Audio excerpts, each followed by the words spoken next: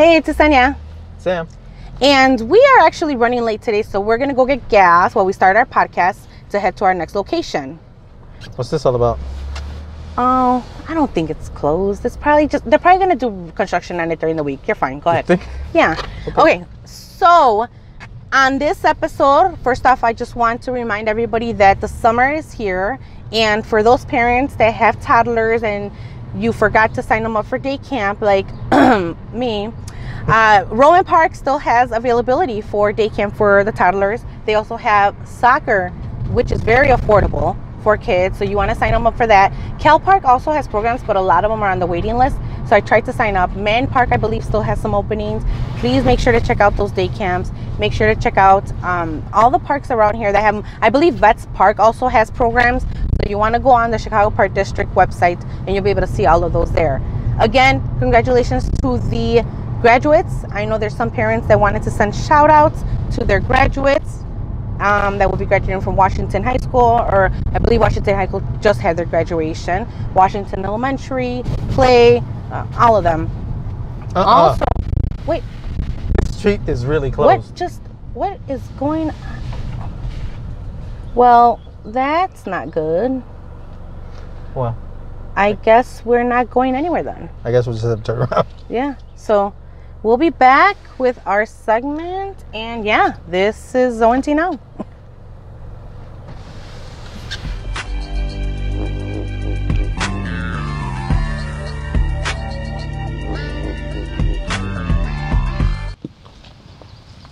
So one of the hottest topics that's been going on in the neighborhood as of late is the closure of Boy Scout Road. We're actually out here physically on the road. Yes. Right? You're saying at the, well, this is the Indiana official closure. Yes. As you can see, it's much more commanding signage than our exactly. where our exit is. Which is the reason why we wanted to do the drive-in, is to be able to show what's happening with these drivers, is that they see the one sign. In fact, it's happening now. I don't know, camera, if you would like to capture that. Yeah. Basically what happens is they realize here that there is a closure and have to make a U-turn. Exactly. I'm sorry. I guess our sign does kind of look like it's nothing. Real.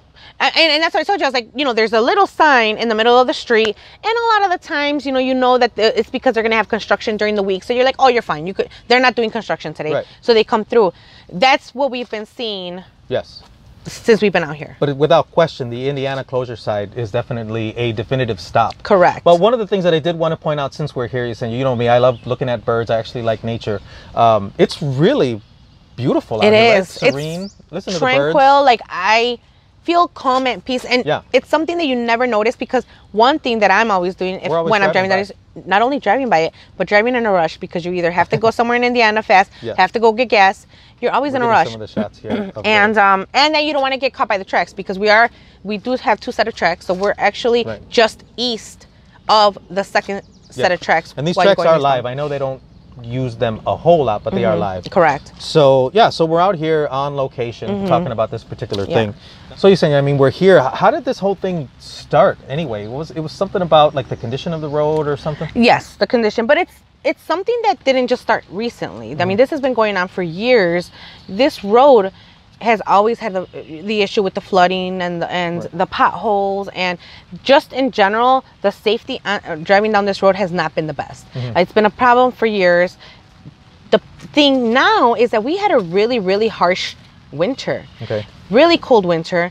You know, the weather played a big part in a big role in the structure of the roads and the condition that they're in now, and social media. I mean, the community said enough is enough. They got on social media, Facebook, got to the media, and the media came out here, and that's the reason why the potholes got covered, because the potholes were taken care of as soon as the news media got a hold of it. This was the result of that noise. So then, so after, I guess, to Mayor McDermott's office, the mayor of Hammond, right? I guess some of those complaints got to his office, and so he ultimately decided, you know what I'm going to do?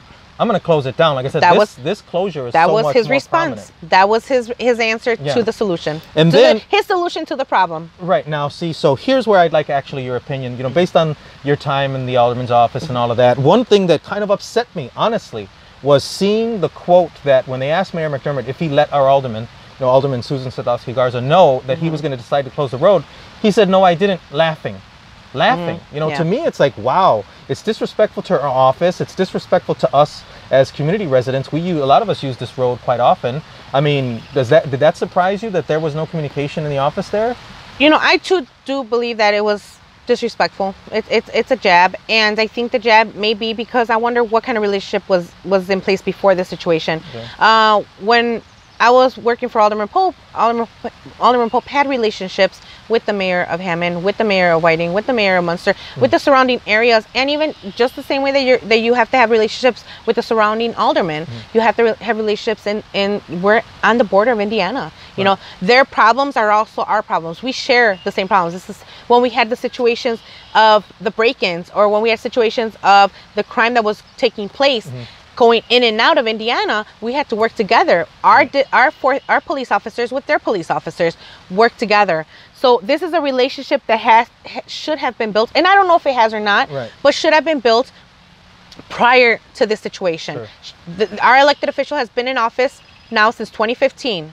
What kind of relationship is there between the elected officials in our surrounding areas? And that's what it is. And just from that quote, like I'm saying, it just doesn't seem like he must have much respect for us here. You know, again, not to slight our office in particular, but I mean, I'm taking this as an us thing. And actually, now that we're having this discussion and talking about it, you know, we've had a lot to do with trying to invigorate business. You know, ONT, all of our events fest, we always try to bring business and try to build business. But at the same time, we all know, I would say almost 100% of us, right? We all shop in Indiana. It's cheaper. We understand the taxes are higher. Gas is going. As a matter of fact, we're going to talk about that in a segment in the near future about how all of these taxes and penalties and everything are going up. Well, you know what? One of the reasons why I heard McDermott said he's keeping the roads closed as well is that, oh, we're bothering his residents. Really? Bothering them how? With our money? You know, and because money and spending of money ultimately is what gets things done, this should be an opportunity for us to really start shopping local then, right? They want to make it harder for us to come here. The inconvenience of going around, maybe that will be the difference of us spending another 10 cents. On the taxes or whatever it is to shop locally. I was talking to one of the residents here in Hagwich, Graciela Robledo, and her response to this is, yes, I'm not going to shop in Indiana. You know, and her take on is because she, in her eyes, she sees that people are still finding a way around. They're complaining about the closure.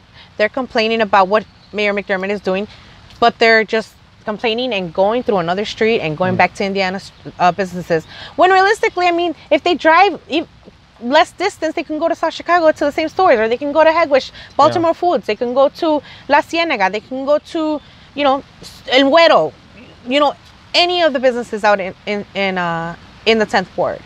But they choose to drive around another street and go to Indiana and shop. Right. I mean, I know we're all guilty of it, but like I was saying to you earlier, maybe it's an opportunity for us to start thinking about shopping local a little bit more. Yes. I mean, you know, support our businesses. Yeah. At this point, the little bit more inconvenience, maybe that's what the difference is. Yeah. One of the things that I do want to see, because Mayor McDermott is doing this, is he is sending out a survey to the northern voters, or the voters in the northern Hammond area. People are affected by us. To see if they're affected. Yeah. I would love to see if maybe our elected officials doing the same. You know, have the people in the 10th ward been reached out to with a survey, or Hagwich reached out to with a survey on how this is affecting them? Because I'm pretty sure that her supporters, whether they voted for her or not, support her in the sense that they want her to be the voice for them in this situation. So what is our elected official doing to voice our concerns? You know, that is my question. There's a lot that can be done here. You know, there should have been a sit down. Personally, I think that should be a sit down with the railroad, sit down with the mayor of Hammond, sit down with the CDOT, IDOT. There are funds available for this road to be fixed. You know, if it is a necessity. Right over here, right? I mean, it's like. Yes. And you know what? Realistically, there's so much land here. There's going to be more businesses coming in, or potential businesses coming in, more development coming in. You know, this is a hot area for development if needed in certain areas, because you do have the nature aspect of it. So, you know, what is your concerns? What are you thinking? Do you use this road? And if you used to use this road, what are you using now? Used to use it, right? If you used to use it, I mean, we know they're not using 112. Right. Yeah. 112's been closed a lot too, exactly. So, I mean, for us, we're so used to redirecting because of all the bridges and everything, but it's just inconvenience on top of inconvenience. So you know what I think we're gonna do? We'll do a little poll on our Facebook page just to get your ideas. You know, if you want to chime in, do you think it should be open? Do you think it should stay closed? Just what do you think? Yeah. And I know that people were talking about raising money on a GoFundMe, and you know what? Yeah, the thought's nice, and even if you came up with the money, realistically, it's you still have to go through CEDA and IDOT, and yes, we pay enough taxes, but honestly, I think here what it is all about relationships, and it's a relationship that needs to be built between our elected officials, you know, even our state representatives, not just our aldermen. You know, our elected officials sit down with the mayor of Hammond and the mayor of Whiting and the surrounding area, because guess what? They know that when those our taxes go up, because they're going up, they're gonna go up again. Guess where we're gonna be going? To Indiana. Yeah. You know? So I mean, this topic is going to be talked about quite a bit more. Yes. You know, we'll follow up on it for sure. But and we'll follow up with the alderman's office, and we'll follow up with the mayor's office, and see let's follow up with what's the state going on. representation too. We'll see what they think. And you know what? Yeah, we'll make contact with some other elected officials and see what they think. Get some feedback and see what's going on. So yeah, let us know what your thoughts are. Let us know where you're going to, what businesses, and yeah, what do you think about what your take is on it. Thanks for watching, everybody. Thank you. This is ONT Now.